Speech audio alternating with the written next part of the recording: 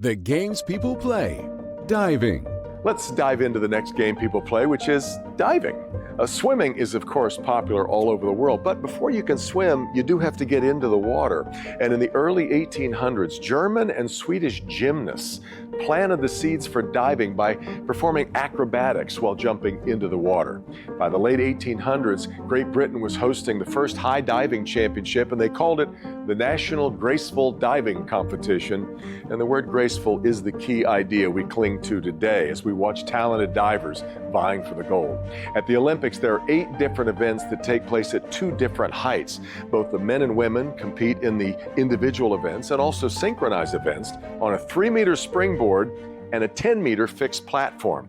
The springboard allows divers to get high into the air to do their flips and turns. The platform is 10 meters above the water, and it's what we often refer to as high diving. A panel of judges scores each dive, and they're watching for the grace that I mentioned, as well as the complexity of the dive.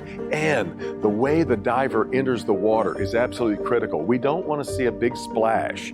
This is not the Cannonball Challenge. The world's best divers enter the water with barely a ripple. And in synchronized diving, you have 2 divers trying to precisely mirror each other, adding another wrinkle to the way that the dive is scored. Diving's been part of the game since 1904, and early on it was dominated by American divers. But of late, it's been a parade of Chinese divers owning the podium. Of the 24 diving medals up for grabs in Tokyo 4 years ago, China won 12 of them, including 7 golds. And they'll again be the favorites in Paris in this game people play. Brought to you by Wallside Windows, celebrating 80 years as Michigan's replacement window leader. For more information on this event, visit clickondetroit.com.